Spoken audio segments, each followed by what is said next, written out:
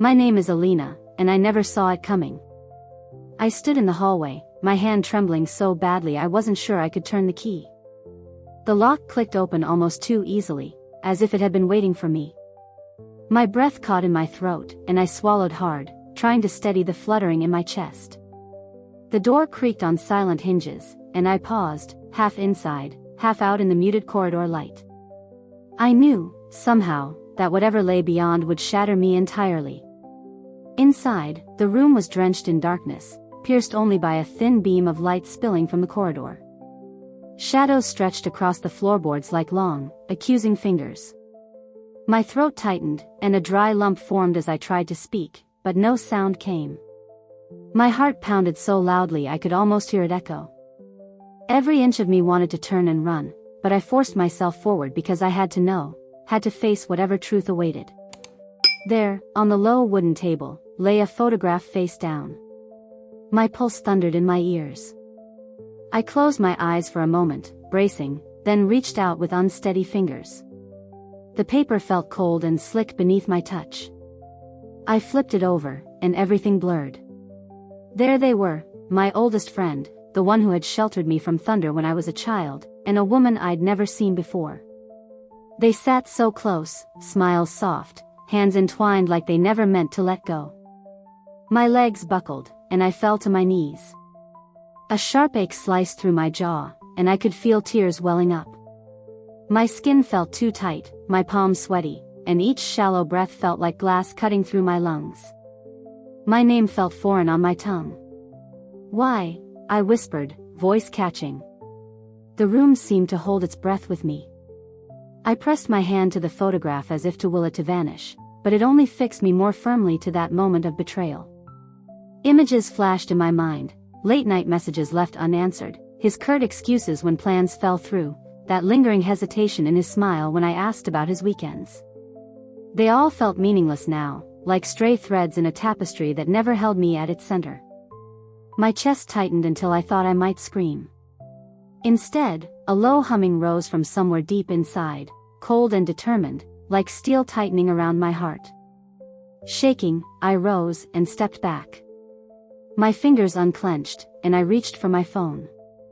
Each movement felt slow, as though underwater. I dialed his number, my voice trembling as I said, "We need to talk."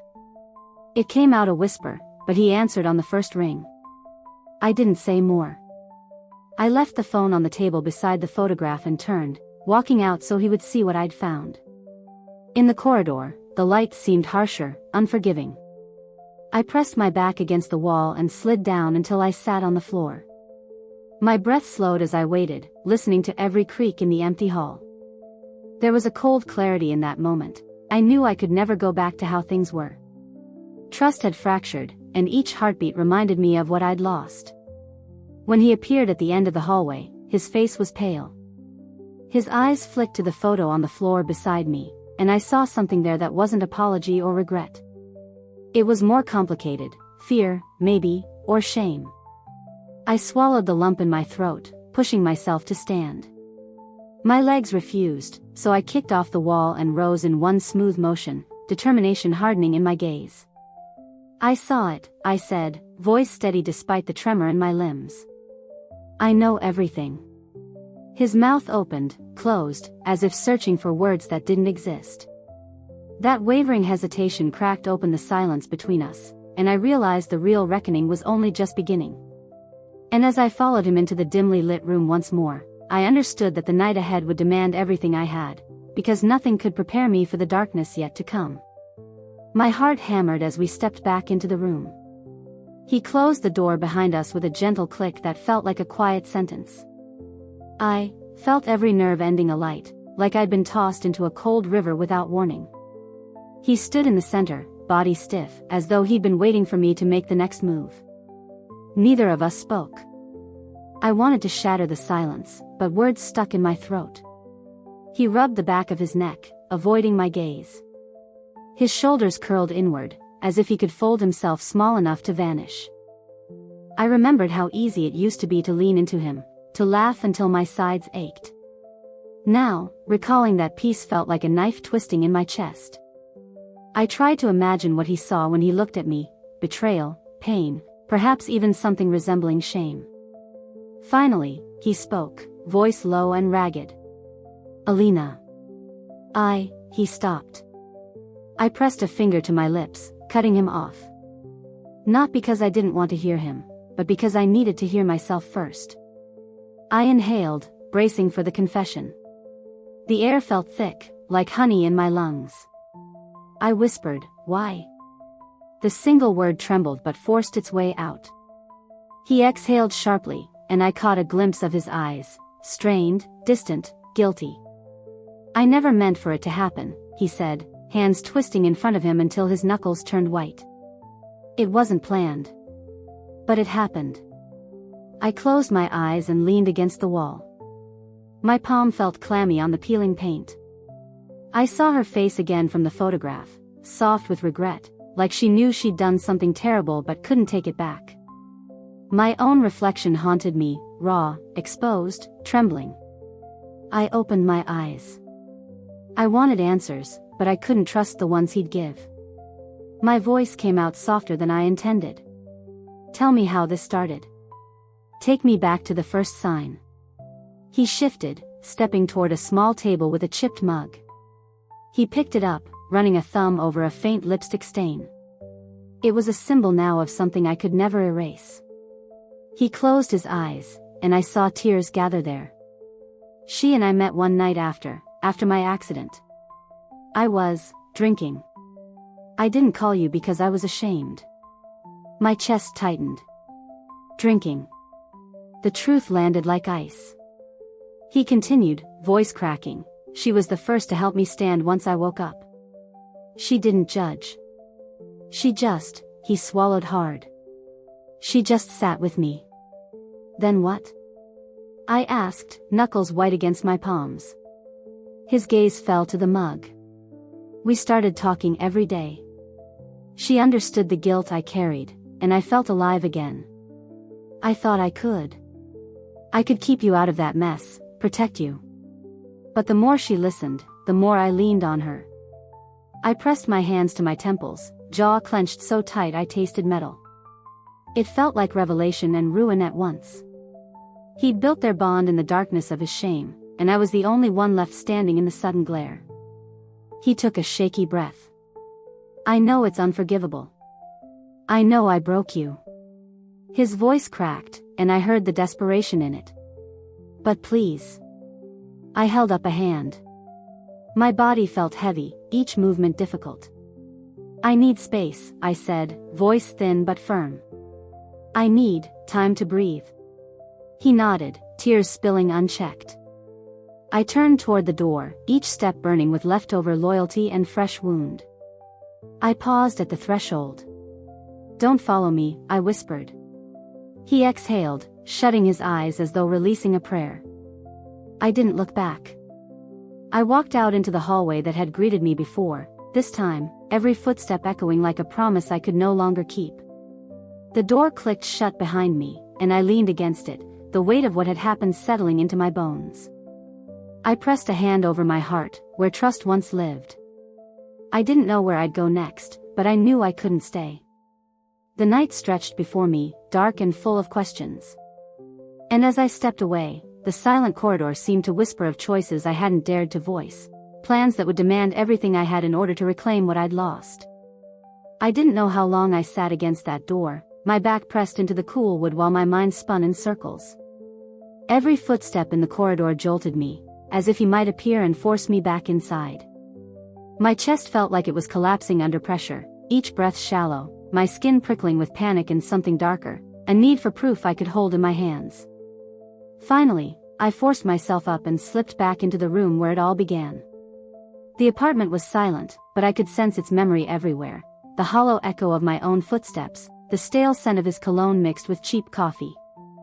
I moved toward the small desk, where his chipped mug still sat, stained with lipstick that felt like a brand. My fingers shook as I rifled through the drawers, clutching at anything that might give me answers. And then I found it, a folded envelope, edges worn as if it had traveled between pockets and purses like a secret too fragile to touch. I tore it open, hands trembling. Inside was a letter, written in a delicate hand I didn't recognize. My eyes flicked over the words, each line searing into my chest. I read it twice before swallowing hard and pressing it to my heart. Proof 1, a folded letter. I'm sorry I ever let you go. You were the only one who saw me when I was broken. I never meant to hurt her, but you understood what it meant to be afraid alone. Please know I never forgot our nights talking by candlelight, when your voice was the only thing that kept the darkness at bay. My heart thundered. She spoke as if their bond had been forged in some hidden place where he had shared his worst fears, fear he never shared with me. The words felt like poison as they unfolded a timeline I had never known. I sank onto the edge of the bed, letter clutched to my throat, and fished my phone from my pocket. There, saved in a folder I never thought to check, was a screenshot. Proof 2, a grainy text message screenshot. Him, 1:47 a.m., I'm sorry I wasn't there tonight. I just couldn't. Her, 1:49 a.m., it's okay. You don't have to explain. I'm here. Him, 1:50 a.m., thank you for not asking questions. I needed someone who wouldn't. I stared at the screen until the pixels blurred. He had leaned on her in moments when I was the one waiting, worrying. Those late-night escapes he blamed on work, the vague apologies that sounded rehearsed, now they felt like preparation for this betrayal. My hands went cold, and I pressed them to my face, feeling tears trace hot paths down my cheeks. The proof was undeniable. My body trembled with a mix of relief, rage, and something like shame that I'd been blind so long. I forced myself to stand, stacking the letter and my phone on the desk. I needed more, closure, confession, any crack in his carefully constructed lies. I walked to the bedroom corner, where his duffel bag lay abandoned. I unzipped it and found a small box, wrapped in plain paper. Inside was a keychain, 2 intertwined hearts of tarnished silver. He had given me one once, on some unremarkable morning after a fight. I traced the shape with trembling fingertips, remembering how it felt to trust him completely, believing that was enough. My jaw clenched as I pressed the hearts to my lips. My breath hitched and I could feel a hot flush of anger rising from my core. Every part of me screamed to confront him, to watch his face splinter when I showed him what I had uncovered. But I hesitated. I knew his apology, if he offered one, would be slick and rehearsed. He'd reach for my hand and promise it would never happen again. And for a moment I felt the old pull, that longing to forgive, to return to the safety of who we used to be. But the proofs burned in my hand, reminders I could never unsee. I tucked the letter, the screenshot printout, and the keychain into my coat pocket. The cool metal against my thigh felt like ammunition. Outside, the hallway light was dim, but I saw my reflection in the peephole, eyes red, shoulders set. I slid the keychain off my finger and let it clatter to the floor. The sound was final. I took a steadying breath. This ends tonight, I whispered to the empty room. My voice was low but resolute, echoing off the walls that had witnessed my undoing. I stepped back into the corridor, each footfall echoing like a verdict. He would have to face the evidence. And I would have to face what came next, whether it was forgiveness, revenge, or something I hadn't yet imagined. I pushed off the wall and stepped into the hallway, heart still racing from exposing every hidden truth. I could hear muffled voices at the far end, neighbors arguing about the late hour, their words drifting like distant thunder. I blinked against the dim light, pressing my palm to the cool metal of the stair railing. My legs trembled, and I had to pause, squeezing my eyes shut as a wave of nausea washed over me. My pulse hammered in my ears, louder than any accusation I could hurl. I forced myself to keep moving, descending the stairs 3 at a time until I reached the lobby. The elevator doors were shut, and I wasn't sure I could stand inside that small box with him on the other side. Instead, I took the stairs again, each step a reminder that I was literally climbing away from what we had once been. Outside, the night air was sharp against my skin, an unexpected gift of relief. I drew in a shuddering breath, tasting freedom and something darker, a hunger I couldn't yet name. I didn't know where I was going, only that I couldn't return yet. My phone buzzed insistently in my pocket, his name lighting up the screen. I stared at it, tears blurring the letters until they bled together. I wanted to throw the phone into the gutter, to sever the final link between us, but I couldn't bring myself to. Instead, I slid my thumb across the screen and let it go to voicemail. The record button glowed red, and I spoke, voice wavering, "I've seen everything. I have proof. Don't try to find me until you're ready to tell me why you did it. Goodbye." My words stumbled out, and I ended the recording without listening. The voicemail icon flashed, a silent challenge. I walked without direction, the city lights smeared by tears and exhaustion. At some point, I found myself outside a small park, benches empty, the fountain's water whispering in the dark. I sank onto the nearest bench, the wood grooved and cold beneath me. My coat sleeve slid up, revealing the letter tucked inside. I pulled it out and held it open, running a fingertip over the elegant script again. Each line replayed in my mind, her apology, his reliance, my oblivion. I pressed my forehead into the paper, as if I could absorb the truth through my skin. My jaw clenched, and I felt a tremor in my hands. I'd once believed in simple explanations, love, trust, loyalty. But now each felt like a lie I'd told myself. A part of me wanted to crumble right there, to let the fountain's echo drown out my thoughts. But another part, strange and fierce, budded in my chest, warmed by anger and resolve. I wiped my eyes and sat up straighter.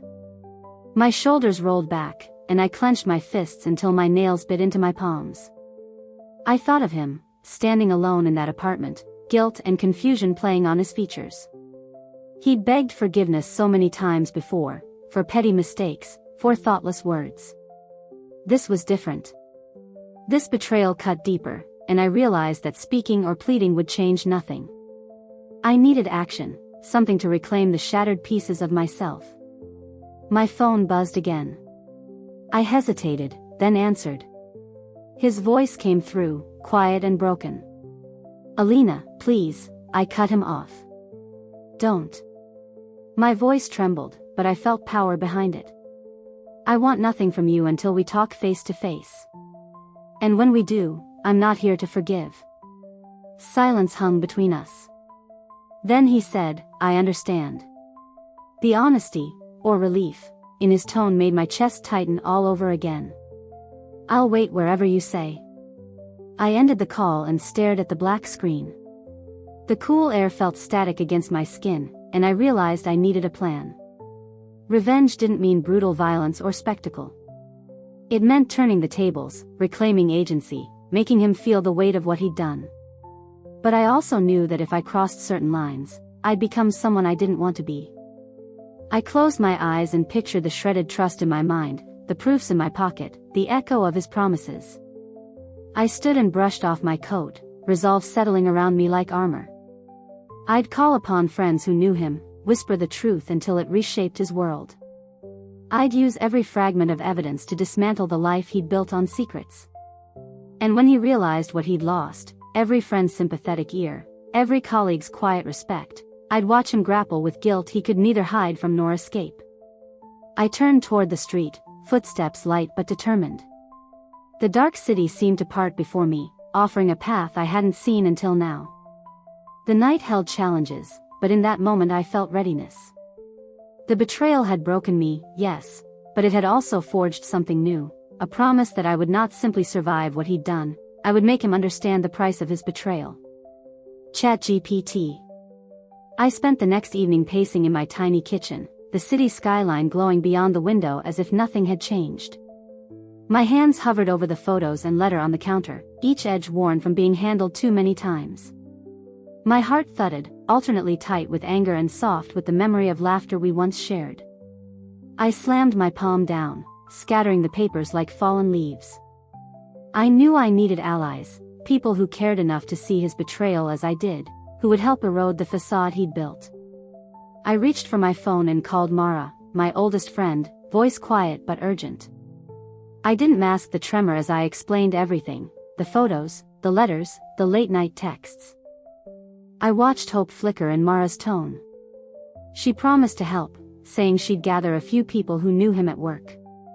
My chest tightened at the thought of dragging his secret into their hands, but another part of me felt relief.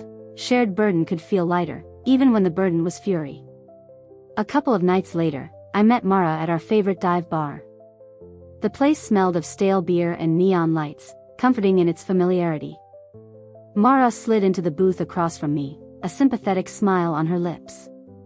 She pulled out 3 envelopes, one for his best friend Tom, one for his assistant Clara, and one for his neighbor, a gracious older woman named June. Each contained a single photograph and a brief, honest note, what I discovered and why it mattered.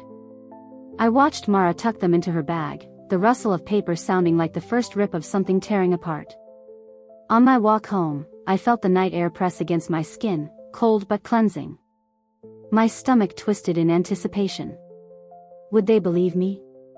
Would they care enough to confront him? Guilt slithered in. Was I betraying the privacy we once shared? But then I felt steel pool in my veins. Privacy had been a one-way street. He'd kept secrets while I stood exposed. If the world knew, maybe he'd feel the same nakedness. In the following days, rumors began to drift back to me. Whispers at work, did you see what Alina sent Tom? Clara's hushed questions, were you two ever more than colleagues? June's silent nod in the hallway, eyes full of pity. Each confirmation felt like another brick removed from his carefully constructed life. I found myself simultaneously elated and drained, joy that justice might bloom, exhaustion from shouldering the emotional fallout. My phone buzzed late one night with a short message, want to meet? Cafe where we used to go? Tomorrow night. His name on the screen felt like a challenge. I closed my eyes, breath shallow.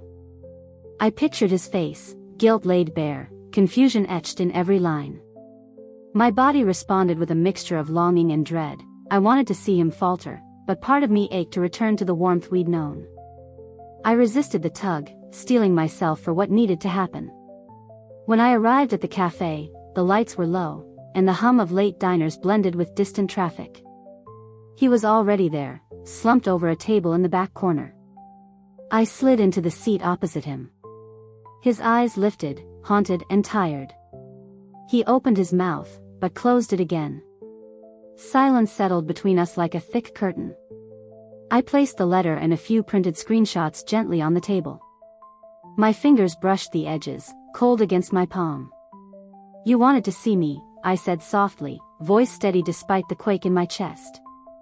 He swallowed, gaze flicking over the evidence.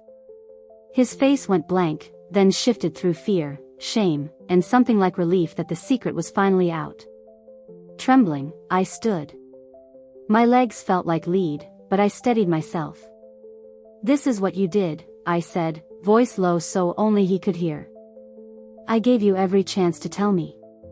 I waited for honesty, but you built lies instead. The pounding in my ears felt loud enough to drown out the cafe's chatter. He looked up, tears brimming. I'm sorry, he whispered. I clenched my fists until my nails bit into my palms, savoring the sting. I shook my head and pulled out my phone. With a single tap, I sent a copy of everything to his email and to the group chatting under my name. The message, read it, hung in the air between us. He reached out as if to stop me, but I turned and walked away, leaving him with the pieces of the life he'd broken. Outside, the night was quiet, the city lights flickering like silent witnesses. I inhaled deeply, feeling both hollow and alive. I had used every fragment of proof to dismantle his world, and in doing so, I reclaimed mine. The path ahead was uncertain, but for the first time since I found that photograph, I felt in control of my own story. ChatGPT. That morning I woke before dawn, the sky still bruised with night, and my chest felt strangely hollow, like a room emptied of furniture. My phone lay on the nightstand, its screen dark, as if it too had paused, waiting for my next move. I pressed my palm against cool sheets, feeling the rise and fall of my breath, each inhalation a reminder that I was still alive. The cafe's fading laughter echoed in my mind, mingling with the quiet hum of traffic outside. For a moment I let myself linger there, suspended between ruin and something I wasn't yet ready to name. When I finally reached for my phone, the inbox was a storm, messages from his colleagues, friends, even distant acquaintances who had received the evidence. Tom had texted first, "I can't believe he did this. I'm here if you need anything." Clara's note followed, "Thank you for trusting me. I'm so sorry, Alina." Even June, across the hall, had written that she'd confronted him and seen him break down in her hallway. Each reply felt like a small victory and also a blade twisting in my heart, proof that his world was unraveling, but also proof that I had set that course in motion. My fingers trembled as I scrolled, the screen's light harsh in my dark room. I closed the phone and pressed it to my chest, feeling its weight like evidence of my own resolve.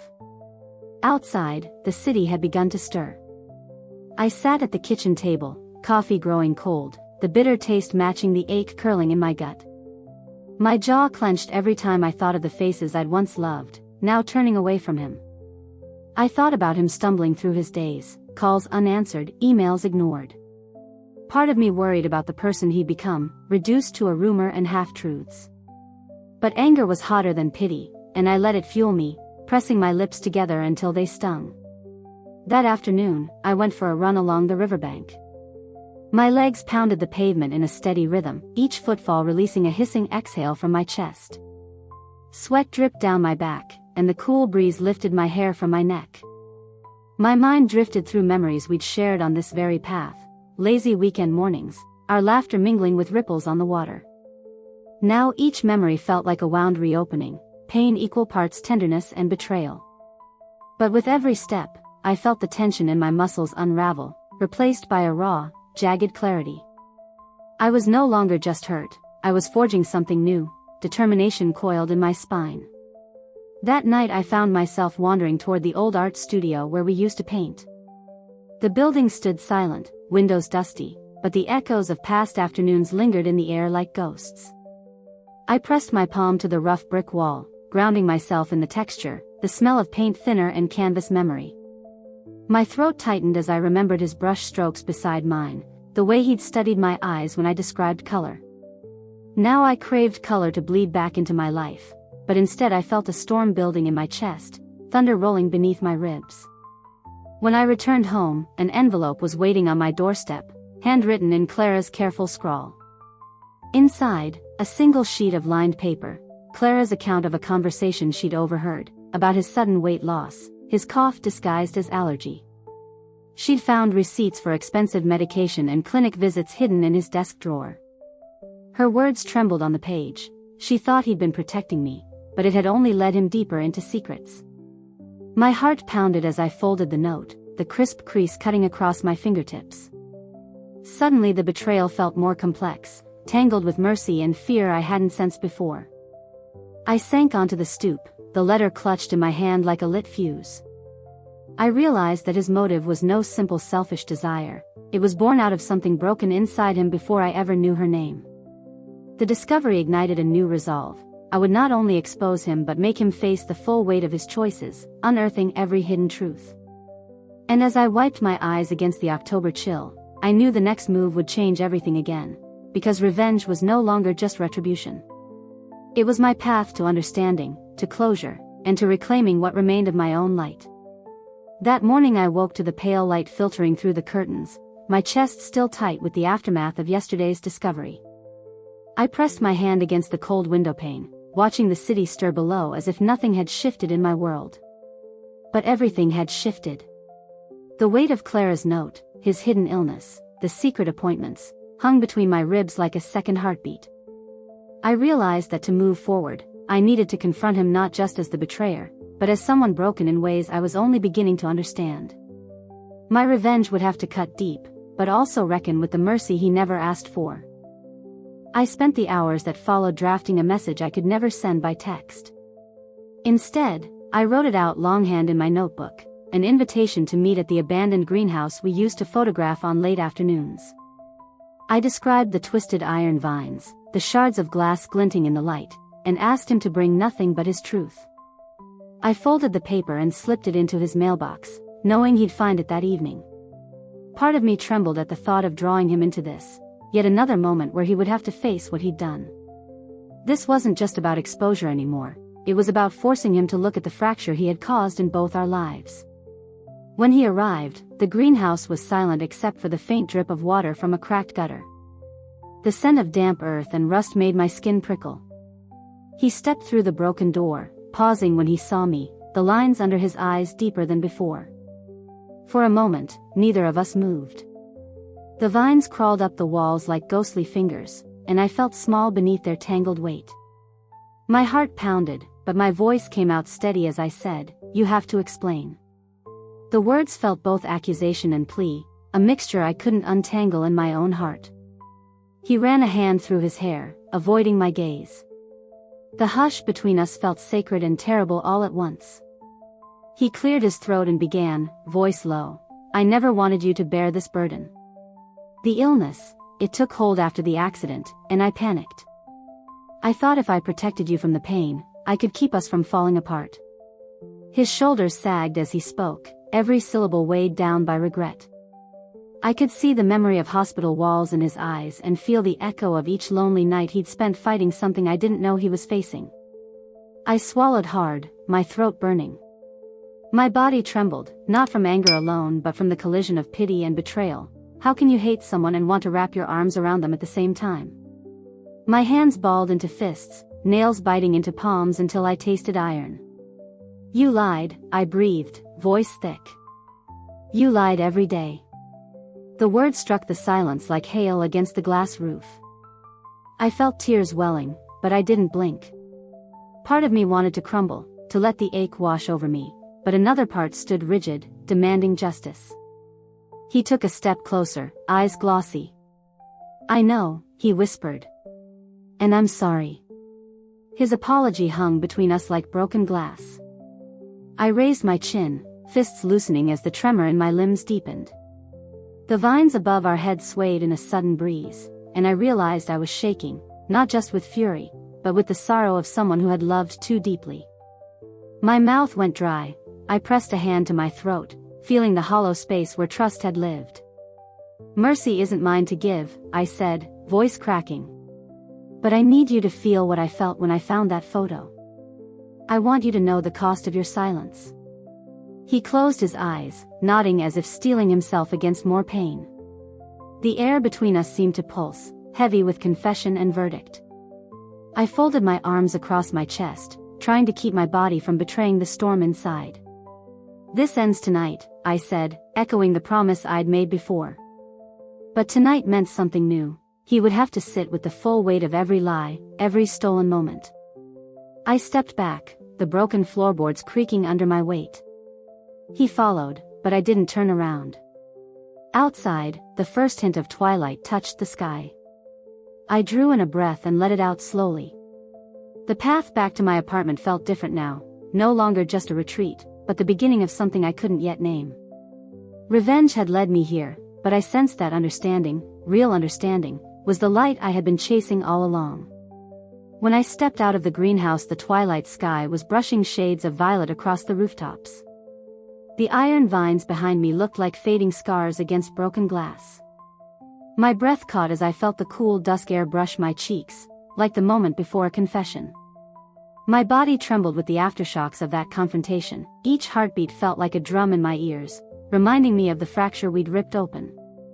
I walked without really seeing the streetlights, my mind replaying his apology and the way his gaze had searched mine for forgiveness he didn't deserve. I realized then that I needed a clearer plan if I was going to make him understand the full cost of his silence. That night, I barely slept. My dreams tumbled between the images of his wounded face and the cold logic of my revenge. My body felt tight, like a drawn bowstring, every muscle coiled for the next move. In the half-light before dawn, I sat at my kitchen table, notes spread around me, evidence pinned to the wall with red string. Each photograph, every message printout, mapped out a timeline he thought hidden. I traced the connections with a fingertip, as if willing them to burn through the lies.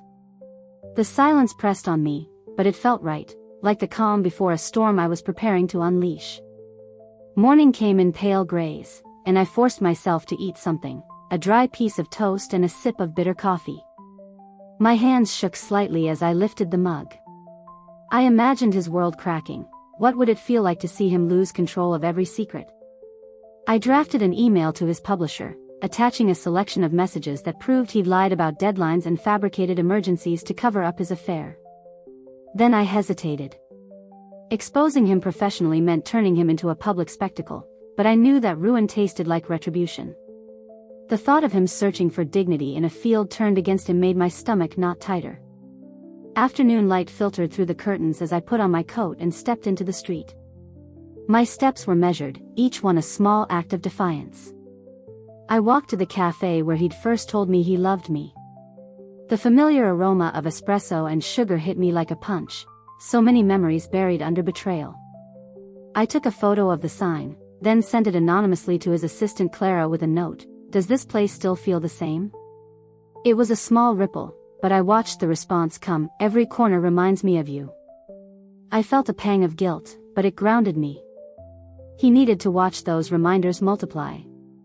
Late afternoon found me in the university library, assembling a dossier on betrayal and its consequences, psychological studies, legal analyses, testimonials from others. I immersed myself in stories of ruin and redemption, of trust broken and vengeance wrought.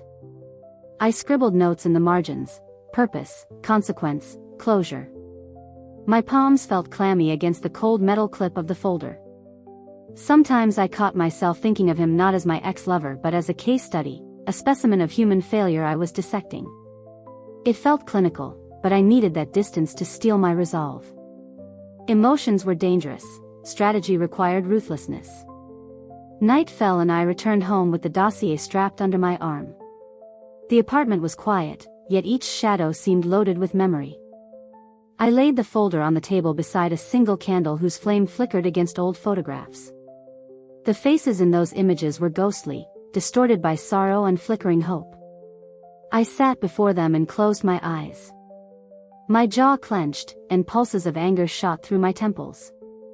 Tomorrow, I would send the dossier to his colleagues and mentors, ensuring his reputation crumbled like a house of cards.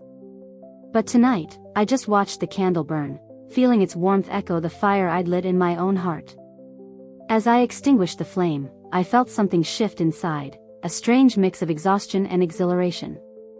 The pieces were moving into place, and I could almost taste the reckoning awaiting him.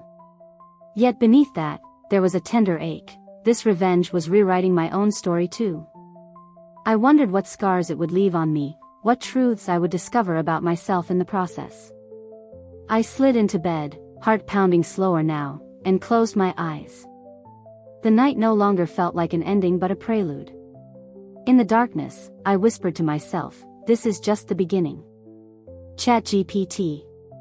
The next morning, sunlight filtered through the blinds in sharp slats across my desk, illuminating the dossier I'd sent out late the night before. My phone remained silent for longer than I expected, no frantic replies, no apologies. I tried not to let that worry me. Silence could be as powerful as any confession. I poured myself a cup of coffee and sipped slowly, letting its bitterness steady the knot in my stomach. Outside, the city's pulse had already picked up pace, car horns blaring, bicycle bells tinkling, a distant siren wailing. Life moved on, but my world still felt suspended, waiting for the tremors I'd set in motion to land. By mid-morning, the first tremor came. An email from his editor popped into my inbox, terse and clipped, mentioning overdue revisions and a need for clarity. I knew that was their way of saying they'd read the evidence and were preparing to cut him loose if he couldn't explain himself. My chest tightened with triumph, and with a stab of unease. I'd pulled the rug out from under him, but I hadn't steeled myself for how far he might fall. I stepped out for a walk along the river again, shoes crunching on the gravel path. The water was calm today, reflecting clouds that drifted aimlessly across the sky. I let my mind drift through possibilities. Maybe he'd beg for mercy, maybe he'd lash out, maybe he'd disappear entirely. Whatever he did next, I needed to be ready. I clutched my coat's lapel as a breeze curled around me, carrying the faint scent of spring blooms, and the sting of cherry blossoms reminded me that betrayal could bloom into something new. When I returned, my phone buzzed with a different alert, a news link from a freelance blogger who'd caught wind of his scandal. The headline was brutal: Rising Star's Private Life in Ruins, affair, lies, and a secret illness exposed. I clicked through, reading the anonymous author's narrative of leaked messages and whispered rumors. He was plastered across the page, guilt-stricken and defeated. Reading it felt like watching a body collapse under its own weight. I closed the tab, heart pounding with both satisfaction and something colder, hollow victory, maybe. That afternoon I received a text, "Meet me. Midnight." It was from him. No context, no apology, just a summons. My fingers hovered over the keys. Was this another trap, an attempt at reconciliation, or a final plea? I stared at the screen until the message blurred. Finally, I replied, "Where?" He answered immediately, "The rooftop garden at the old library. The place where we'd first talked about our dreams, under fairy lights strung between ancient oaks." My chest clenched at the memory. I typed a time, 12 exactly, and waited, feeling the air grow colder as dusk approached. At midnight, I climbed the fire escape to the library's rooftop. The city lights stretched out like constellations beneath me. The scent of weathered stone and jasmine vines made my pulse quicken. He was already there, leaning against the wrought iron railing, shoulders hunched. When he turned, his eyes caught mine with something between desperation and relief. "You made it," he said, voice raw. I didn't answer. I studied him, the gaunt line of his jaw, the way his coat hung off his frame, the tremor in his hands as he tucked a strand of hair behind his ear. Illness had hollowed him beyond anything I'd imagined. My breath hitched. "I've lost everything," he said, stepping closer. "My career, my friends. I understand if you hate me." I crossed my arms, fighting the urge to soften. "I don't hate you," I said finally, surprising myself. "I'm just tired." My voice cracked on the last word. The wind tugged at my coat, but I didn't shiver. "I wanted you to feel the weight of every lie, and you did." He closed his eyes and nodded, pain flickering across his expression. "I do. But there's one thing I need to tell you." He hesitated, pressing a hand to the railing as if bracing himself. "About the illness, it was worse than I let on. I thought I could handle it alone, but it got bad, so bad I don't know what I'd have done without her help." My heart twisted. I'd known mercy was part of this equation, but hearing it spelled out felt dangerous. "You used her kindness to hide everything from me," I said, voice low. He met my gaze then, tears glinting in the glow of distant street lamps. "I was afraid, Alina. Afraid of losing you, afraid of my own weakness. I never meant to hurt you." His voice broke. I watched his confession drift across the night air, then tore my gaze away. "Your fear didn't excuse your betrayal," I said. Silence stretched between us until it felt like a third presence. I turned to the skyline, the lights shimmering like fractured hope. He came up beside me, quieter now. "Tell me what you want from me," he said. "I'll accept it. Anything." I thought of all the plans I'd made, of the dossier that was already dismantling his life. But as I stood there, looking at him, broken, repentant, human, I realized revenge had taken me further than I intended. I exhaled, breath visible in the cold night. "I want the truth from now on," I said. "No more lies. And then, for you to disappear. Let the world move on without you." He nodded, the tears falling freely now. "I can do that." I didn't know if I believed him. But as I stepped away from the railing, the city lights below no longer felt accusatory. They felt like witnesses to something closing, an era of love poisoned by secrets. And as I descended the fire escape, I sensed that the hardest part of my revenge, letting go, was just beginning. I stepped off the fire escape and felt the concrete beneath my boots like something solid to hold onto. The night air felt different now, quieter, as though the city had exhaled with me. I walked without a destination, letting my feet carry me through silent streets lined with shuttered shops and flickering lampposts. Each step was a small reclamation of the space I'd ceded to fear and fury. At the corner where we once shared a cigarette and laughter, I paused and drew in a shuddering breath. The memory stung, but it no longer defined me. By dawn, I found myself at the riverbank again, where ripples chased the pale reflection of streetlights on the water's surface. I perched on a low stone wall, watching the current slip past like time itself. I closed my eyes and let the cold breeze press against my skin, reminding me that I was alive, that this world still held possibilities beyond betrayal. My hands, once clenched against rage, rested open on my knees. I thought of him, how hollow he'd looked under those rooftop lights, and I felt only a muted ache now, not the white-hot laceration I'd carried for weeks. When the sky brightened, I returned home and opened my laptop. There were messages waiting, some from friends asking if I was okay, others from Mara checking in. I typed back short replies, "Thank you, I'll be fine," knowing that I still owed them more than I could give right now. Then I shut the laptop and headed to my small writing desk, where a blank journal lay. I picked up a pen and began to write, not a list of grievances or a plan for retribution, but a letter to myself. I wrote about mornings when the weight in my chest had been unbearable, nights when I'd barely slept, and the moments of clarity that had pushed me to act. I wrote until the words bled into one another and my pen grew cold in my hand. Later, I decided to walk through the old neighborhood we'd explored together, the narrow lanes of cobblestone and ivy-covered walls. I took photographs of empty doorways and shadowed archways, capturing the way sunlight filtered through leaves. I wasn't sure why, but I wanted images of solitude, reminders that beauty could be found in places both broken and whole. Each click of the shutter felt like setting a piece of my past aside, storing it safely so I could return if I chose, or leave it forever behind. When evening came, I met Clara at a little gallery opening she'd invited me to. The walls were lined with abstract paintings, swirls of color that didn't resolve into anything obvious. I stood before one that reminded me of smoke dissolving into light, and felt something in my chest unclench. Clara approached with 2 glasses of wine. She didn't ask about him. Instead, she talked about a painting she wanted to submit to a local show, about a new gallery owner she'd met. I realized I'd been so focused on the end of one story that I'd forgotten how others moved on too. We laughed softly, and for the first time in months, the sound felt natural. That night, as I lay in bed, I felt the ache return, but this time as a quiet throb of memory, not a scream of betrayal. I thought of his promise to disappear, and part of me wondered if that was even possible, for either of us. But I understood that letting go meant accepting that some chapters close without neat farewells. I reached over to the bedside table and picked up the keychain with the intertwined hearts.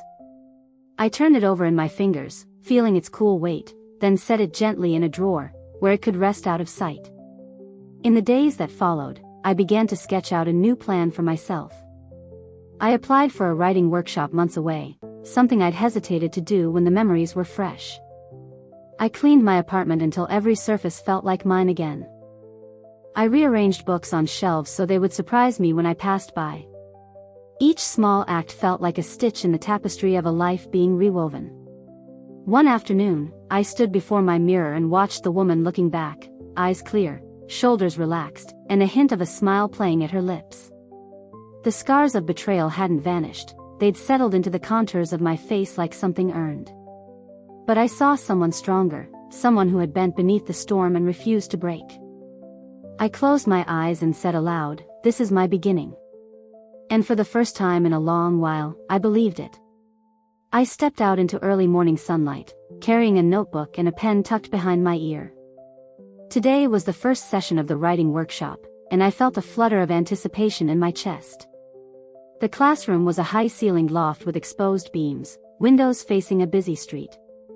I set my bag down beside a long wooden table, its surface marred with ink stains and coffee rings from other aspiring writers. I took a seat near the front, pulling out my journal from the drawer where I'd tucked it away. It felt odd to hold it in public, after all the secrets it contained, my private confessions, the plans for revenge, the letters unsent. My fingers traced the worn spine as if I could draw courage from it. The instructor, a silver-haired poet named Maeve, greeted us with a warm smile and asked each person to share a line of verse or memory that set them on their writing path. When it was my turn, I cleared my throat and said softly, "I once learned that betrayal can be the seed of creation." I watched Maeve's eyes soften as she nodded. The group murmured, and someone wrote it down as a prompt. I felt a strange joy when others scribbled in response, their pens scratching rapidly. For a moment, the fierce need for retribution felt distant, replaced by a different hunger, a yearning to shape pain into something that could resonate beyond my own life. After class, I lingered and spoke with Maeve. She asked about my inspiration, and I chose my words carefully. I told her about a lost trust, a secret wound, and the desire to explore it in a story. She offered encouragement and suggested I consider writing from multiple perspectives, including the betrayers. I nodded, curiosity stirring as I realized there might be more depth to my own narrative than I'd imagined. On my walk home through the old district, I passed curious shop windows and the ivy-clad walls of the library rooftop. Unexpectedly, I spotted him across the street. He was standing in front of a second-hand bookstore, peering at a display of dog-eared novels. My heart jolted and my breath caught, but he did not notice me. He looked smaller now, almost tentative, as if uncertain of his own presence in this world. I hesitated, torn between the impulse to cross the street and the resolve to keep him at a distance. I turned a corner and ducked into the bookstore, telling myself I was there for research. Inside, the air smelled of old paper and dust. I wandered the aisles, letting the hush of forgotten stories calm my fluttering heart. A sudden rush of wind rustled the pages of a copy of Heartbreak and Redemption. I slid the book from the shelf and saw his scrawl on the margin, "What is forgiveness worth?" My fingers trembled as I traced the ink. He'd been here, reading the same reflections I'd been exploring in class. The margin note felt like an echo of today's lesson. I purchased the book and hurried home, unsettled by his handwriting. Once inside, I settled at my desk and flipped through the pages. Beneath his note I found a pressed flower, delicate and faded. The petals still held a whiff of jasmine, the scent of the rooftop garden that had been our confessional space. My chest tightened as I realized this was an olive branch woven into my revenge-fueled life. I closed my eyes, memories of that night flickering with the candles and our words spilled in the breeze. I sat back, the flower and book heavy in my palms. An invitation lay cradled within these pages, an unspoken offering of peace or perhaps a new wound. Either way, it demanded a choice. I dipped my pen into fresh ink and wrote on a blank page in my journal, "My next chapter begins with understanding." The words felt like a vow, bridging the gap between revenge and reconciliation. I reached for my phone and began to type, not a demand or threat, but a question: "Can we talk?" I found this. I paused before pressing send, heart steady. The message lingered between us, a fragile promise hanging in the digital ether. And in that moment, I realized that part of my journey was not just about exposing lies, but about discovering what lay beyond them. My phone buzzed hours later with a reply from him. I stared at the screen, heart thudding, before unlocking it. "I'm here. Tomorrow, Botanical Garden?" It felt both cautious and hopeful. I hesitated, thumb hovering over the reply key. Finally, I typed, "Yes. Noon." The simplicity of those words made my chest ache, as if we were meeting on fragile ice. I spent the rest of that restless night arranging my thoughts. I reread the margin note and the pressed flower, turning them over in my mind like bright secrets. Part of me wanted to demand an explanation, a confession more thorough than any I'd heard before. But another part, tenderer, wanted to see him try. To witness how he handled honesty after so much hiding. When dawn came, I slid the flower into the pages of my journal and closed the cover. I dressed carefully, choosing clothes that felt like armor and warmth at once, a soft sweater, dark jeans, boots worn to fit my feet. At the garden gate the next day, I arrived first. The glasshouses rose behind tropical palms, steam drifting like spirit. I leaned against the iron railing, shoulders loose but eyes alert. The air was humid, heavy with the scent of orchids and damp earth. Every breath felt like an offering of myself. I watched people drift through the gates, families with children, the elderly leaning on canes, but I felt neither spectator nor participant. I was waiting for him, for the reckoning beneath curved glass and bright ferns. He came into view at last, stepping through the side entrance, coat slung over his arm. His pace was slow, as though each step demanded courage.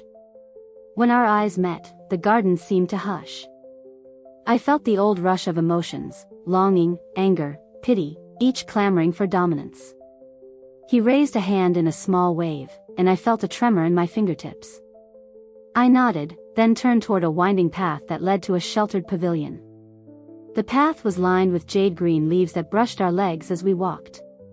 His presence beside me felt strange, familiar as an old song yet faltering at unexpected notes. I kept silent, letting the hush of the garden speak for me. He found a bench in the pavilion and sat, placing his coat beside him. I stood a moment, gathering courage. Finally, I spoke, voice low. "I want to know what you plan to do now." My words felt pointed, like arrows tipped with impatience. He ran a hand through his hair, gaze drifting to a cluster of ferns.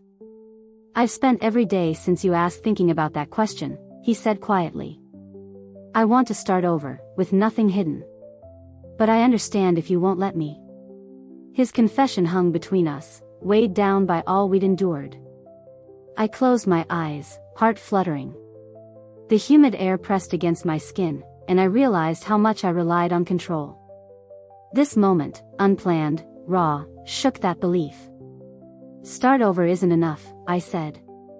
When I opened my eyes, I saw fear mingled with hope in his. "You have to rebuild trust, piece by piece.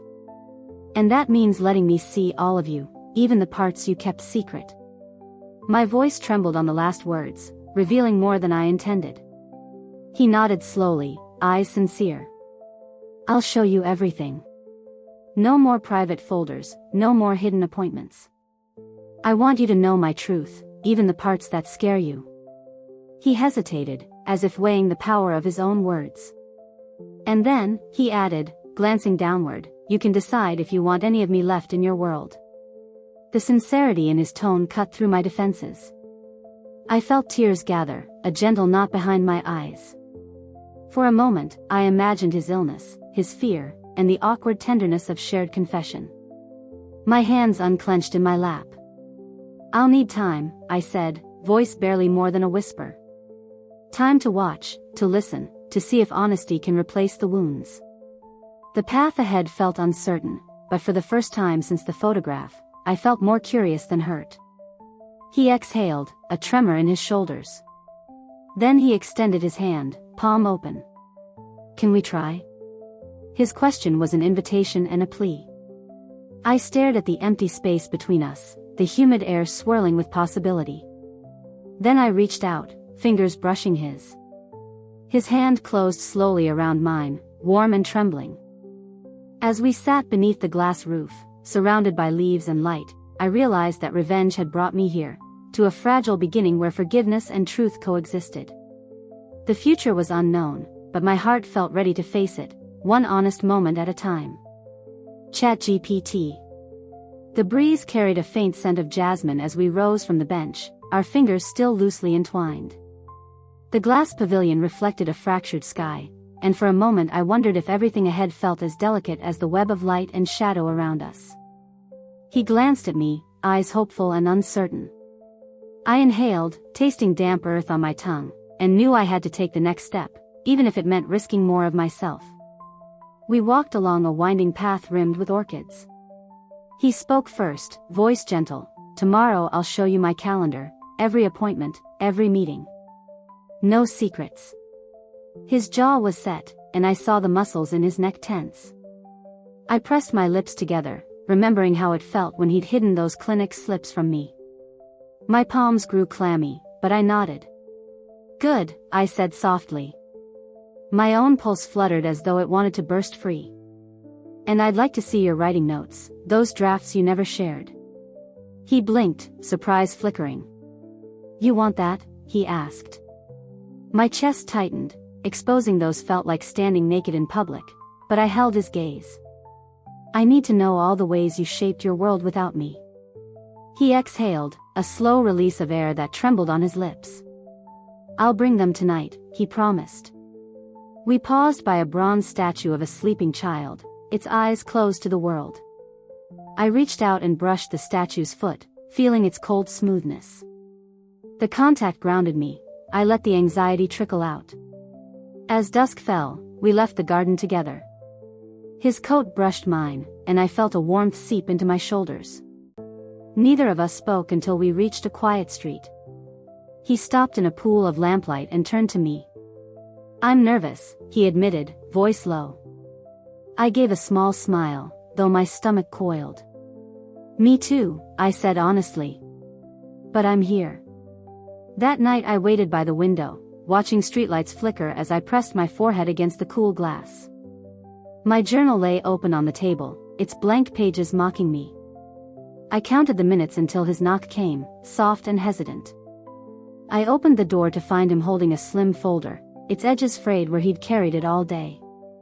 Inside the folder were pages of handwritten notes, ideas scratched into margins, plot outlines for projects I'd never known existed.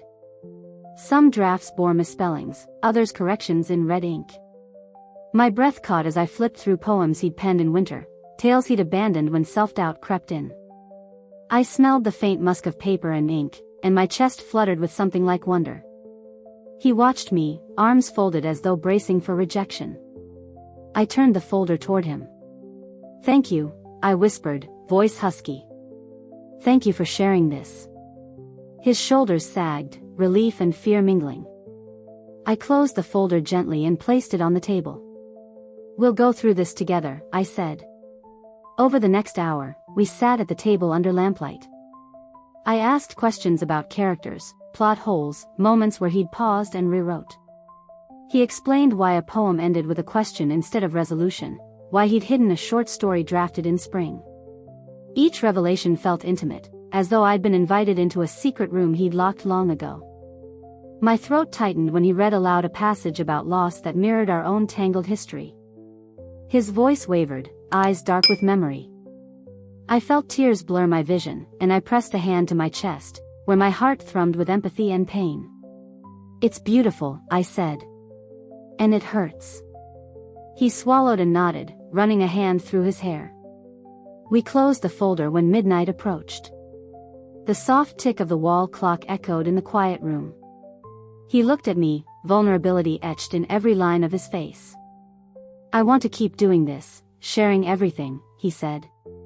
His gaze searched mine. "If you let me." I exhaled, tension loosening in my shoulders. I reached out and took his hand. My fingers traced the back of his until I felt warmth radiate through my palm. "I'll let you," I replied. But we moved slowly. One secret at a time. He nodded, a tentative smile breaking through. Outside, the night deepened, and the city's distant hum lulled us. In that moment, I understood that rebuilding trust would be a journey of small acts, shared drafts, open calendars, honest questions. And though the road ahead remained shadowed, I felt the fragile bloom of something new, the possibility that honesty, when tended gently, could grow into something stronger than any betrayal had ever broken. Morning light filtered through narrow blinds as I sat at my kitchen table, tracing the rim of my coffee mug with a fingertip. The silence in my apartment felt different now, charged with the promise of conversation rather than the hammer of accusation. I'd spent the night turning over every word he'd spoken in the pavilion, every line of his drafts, and I realized that rebuilding trust would be less about grand gestures and more about the small cruelties of memory unwinding. I texted him a single line, "Meet me at the old bookshop on Maple." It was neutral, practical, a place neither of us had visited since our first stolen kiss among dusty shelves. When he arrived, the bell above the door tinkled like a confession. His eyes flicked to mine, then to the glass cases of vintage paperbacks. I motioned toward a corner table, its surface scarred by coffee rings and pencil etchings. He sat without a word, clutching the strap of his satchel like a lifeline. "I brought something," he said after a long moment. He withdrew a small notebook tied with twine. Its cover was soft leather, edges frayed. "It's the journal I kept after the accident," he explained, voice low. "I never shared it because it was too raw. But I want you to have it." My heart pounded so hard I thought he might hear it. I reached for the book, feeling the indentations of his palm on its cover. When I opened to the first page, his handwriting wavered in tight script. Day 1. Woke up in a room that felt like a cage. My body constricted, remembering the agonizing uncertainty he'd felt. I swallowed and met his gaze. You were alone, I whispered. His jaw tightened. I didn't want you to worry. I thought I could protect you by hiding the worst. He glanced away, the light catching a sheen of moisture on his cheek. I felt tears sting my own eyes, but I blinked them back. This journal was testimony of his fear, his suffering, evidence not of betrayal, but of human frailty. I ran a finger down the spine, then closed the cover. Thank you, I said, voice thick. I didn't add that this gift felt like an olive branch forged in the crucible of his honesty. He exhaled, relief and anxiety mingling. I'm sorry for every time I made you doubt, he murmured. I nodded, absorbing the weight of years I'd carried alone. We spent the next hour wandering the narrow aisles, reading passages aloud, lines about panic in empty hospital corridors, confessions of longing for someone to hold him when the night stretched cold. Each snippet felt like a measure of trust restored, thread by fragile thread. My palms grew clammy as I realized how near I was to letting him back in. My heartbeat thundered in my ears, and I leaned against a shelf stacked with dog-eared novels, needing the solidity of wood beneath my fingers.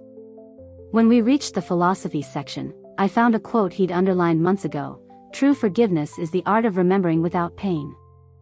I touched the line, feeling the indentation of his pen. Do you think I can remember without pain? I asked, voice barely louder than a whisper. He closed his eyes and tilted his head. I don't know, he admitted. But I want to try, together. My throat constricted with emotion I couldn't name: relief, hope, fear of being wounded again. I inhaled deeply, tasting the faint musk of old paper. I'll try, I said, surprising myself with the resolve in my tone. But we take it slow. He nodded, a flicker of gratitude in his eyes.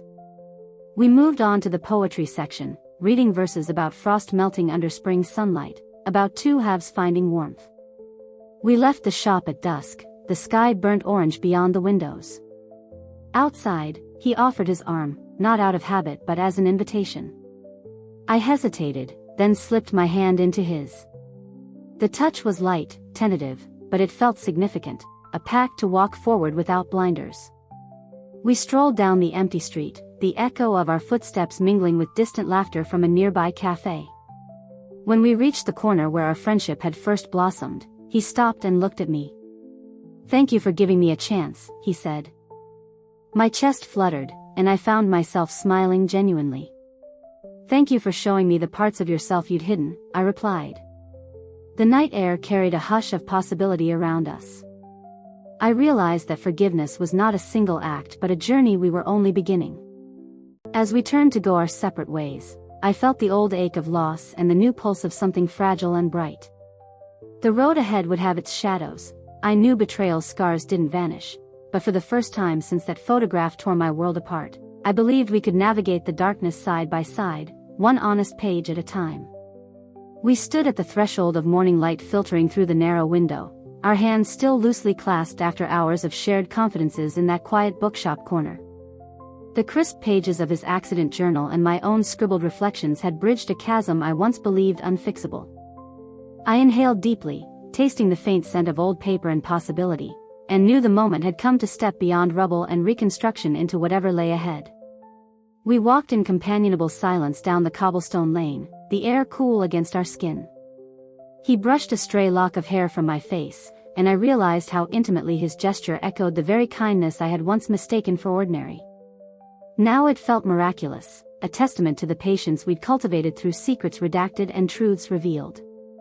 The sunrise painted gentle gold upon weathered walls, reminding me that light could filter through the narrowest cracks. A few blocks later, we encountered the riverbank where I'd first fled after uncovering the photograph. The water's surface rippled with dawn's reflection, each wave a reminder of time flowing forward. We paused at the railing, shoulders touching lightly. He gazed at the currents, as though seeking answers in their endless motion. I leaned my head against his shoulder, and in that unspoken union, the ache of past betrayals loosened its grip. "I've written something," he finally said, voice low. He reached into his coat pocket and unfolded a sheet of paper edged with ink blots.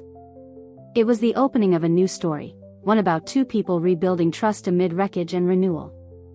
The protagonist, a woman named Mara, mirrored my own journey of pain and persistence. I traced each sentence with my fingertip, marveling at how he transformed our fractured history into a narrative of hopeful survival. Tears welled as I looked up and found his eyes glimmering. "It's beautiful," I whispered, voice thick. "Thank you for letting me in." He offered a small, tentative smile, and I realized that this new draft was more than literature. It was an emblem of the honesty we'd pledged to nurture. Each word bore witness to nights of fear, days of apology, and moments of grace we'd granted one another. We stood together until the sun climbed higher, then decided to share breakfast at the Riverside Cafe where so many of our memories were catalogued in old menus and coffee stains. The familiar aroma of fresh pastries and roasting beans wrapped around us, lending warmth to the morning's hush. We ordered 2 cups of tea and sat facing the water, our conversation weaving between light laughter and thoughtful pauses. I told him about the writing workshop and how Maeve had encouraged me to explore multiple viewpoints, including his. He listened with earnest curiosity, eyes softening as I described moments when I felt his fear in my own chest. In turn, he shared how reading my journal entries had shifted his understanding of guilt, transforming it from a burden he bore alone into a shared testament of how deeply we could affect each other's lives. By the time we finished our tea, a light breeze rippled through the outdoor seating, carrying petals from a nearby magnolia tree. One delicate flower landed on the table between us. He tucked it into my notebook, as if sealing our new pact with nature's own witness. I closed my journal over it, the petals pressed gently against the paper, a fragile keepsake of where we had been and where we might go. We rose and walked back toward the city's heart, each step measured by possibility rather than fear. I slipped my hand into his, feeling strength in our union and an abiding acceptance that wounds, once properly tended, could yield something resilient and tender. He squeezed my fingers, and I knew our shared story would continue beyond this day, less a tale of betrayal than a testament to the human capacity for renewal. As the city thrummed awake around us, I no longer saw the path as one of revenge or retribution, but of co-authorship. Together, we would write the next chapters, leaning into honesty, forgiving the past, and believing that even the deepest fractures can be mended with time, compassion, and unwavering truth. And so, hand in hand, we moved forward into the bright expanse of what remained to be discovered.